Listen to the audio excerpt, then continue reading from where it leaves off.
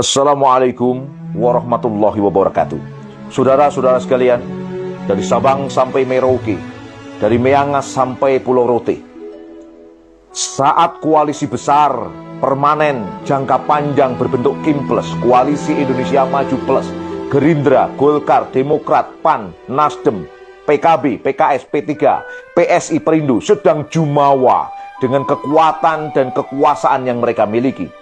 Di tengah oligarki bersorak-sorai dengan pasangan dari KIM Plus untuk Pilkada Jakarta, Ridwan Kamil Suswono. Di saat Bahlil, Raja Jawa dan KIM Plus bergembira kegirangan karena berhasil menguasai Golkar, tiba-tiba KIM Plus dan Raja Jawa bak disambar petir karena MK mengabulkan permohonan gugatan terkait Undang-Undang Pilkada yang poinnya berdampak serius. Satu, berdampak menutup peluang Kaisang sang putra raja untuk bisa maju menjadi calon kepala daerah manapun karena umurnya kurang dari 30 tahun saat pendaftaran. Dua, berdampak PDIP berpeluang mengajukan cagup, cawagup sendiri di Jakarta maupun daerah lain karena syarat 20% kursi DPRD atau 25% suara sah diturunkan thresholdnya sesuai dengan jumlah penduduk.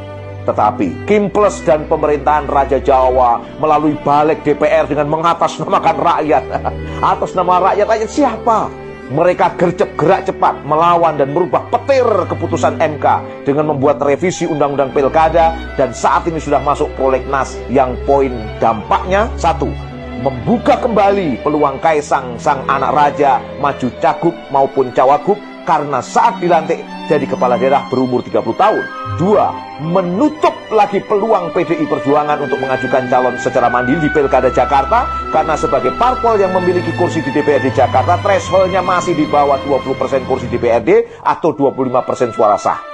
Setelah itu Masinton, PDI Perjuangan menyatakan tetap akan mematuhi keputusan MK dan mengabaikan revisi Undang-Undang Pilkada yang disusun balik DPR dan mengajak rakyat beramai-ramai mengawal PDI ke KPU bila nanti jadi mengusung Anies Baswedan Pilkada Jakarta. Info terbaru, sidang paripurna DPR untuk memutuskan revisi Undang-Undang Pilkada yang sedianya dilaksanakan Kamis 22 Agustus 2024 ditunda karena tidak memenuhi quorum. Tetapi waspada, karena aturan krusial kadang ditetapkan DPR saat dini hari rakyat sedang tidur, kayak Undang-Undang IKN beberapa waktu lalu.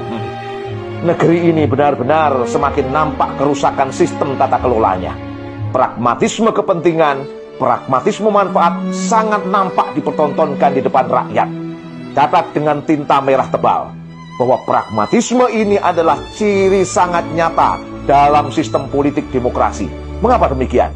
Karena demokrasi memiliki prinsip antroposentrisme, maknanya manusia menjadi pusat segalanya, sementara manusia penuh dengan kepentingan pragmatis. Akhirnya, hukum dapat dipermainkan sesuai dengan kepentingan pragmatisnya. Asas manfaat biasanya yang dijadikan standar penentukan atau menentukan kepentingan pragmatisnya. Inilah sihir demokrasi melalui jurus pragmatismenya. KIM Plus disihir oleh demokrasi dengan jurus kepentingan pragmatisnya, yaitu berusaha menguasai semua, the winners takes all, melalui koalisi besar permanen jangka panjang demi keberlanjutan kapitalisme dan oligarki melalui visi Indonesia Emas 2045. PDIP pun disihir oleh sihir demokrasi dengan jurus pragmatismenya untuk meminta dukungan rakyat melalui pergerakan massa mengantar Anies ke KPU. Terkait ini mungkin PDIP lupa saat dulu masih gandeng renteng dengan penguasa. Saat Undang-Undang Omnibus Law Cipta Kerja dinyatakan inkonstitusional bersyarat oleh MK, Jokowi melawan MK dengan mengeluarkan Perpu Ciptaker dan tak berselang lama diketuk palu oleh Puan dan juga didukung PDIP jadi Undang-Undang Cipta Kerja lagi. Artinya PDIP pun selaku membegal keputusan MK saat itu. Esok dele sore tempe. Prinsipnya hampir tidak ada, terkukung oleh pragmatisme demokrasi. Rakyat pun disihir oleh demokrasi. Apa bentuknya? Bersemangat berduyun-duyun ke TPS, nyoblos gambar calon legislatif, calon kepala daerah dengan cek kosong. Sekali lagi cek kosong. Cek kosongnya nanti diisi sendiri oleh elit politik sesuai kepentingan pragmatisnya. Terus suara rakyat bagaimana? Suara rakyat hanya untuk melegitimasi suara elit. Janji tinggal janji yang tak bisa ditagih oleh rakyat. Mentok elit hanya minta maaf. Ya, kayak Jokowi di akhir periodenya.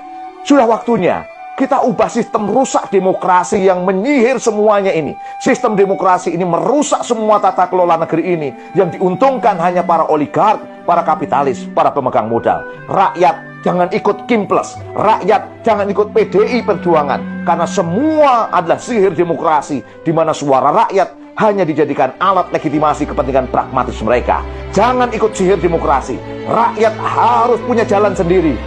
Saudaraku, kita semua harus mulai sadar bahwa alam semesta, manusia, kehidupan, termasuk Indonesia ini adalah milik Allah. Allah dapat menciptakan semuanya, pasti Allah bisa mengaturnya, yang pasti akan memberikan rahmat untuk semua. Saatnya stop demokrasi, back to hukum Allah, back to Islam kafah, back to khilafah. Dalam sistem Islam, pemimpin dalam hal ini adalah khalifah, dipilih oleh rakyat dengan cek isi, yaitu untuk menjalankan hukum Allah SWT, yaitu syariat Islam, untuk mengurusi, mengatur urusan rakyat. Syariat Islam yang berasal dari Allah pasti mendatangkan rahmat untuk semesta alam, pasti mendatangkan keberkahan dari langit dan bumi, pasti mendatangkan maslahat untuk seluruh manusia. Sampai jumpa, sadari. Wassalamualaikum warahmatullahi wabarakatuh.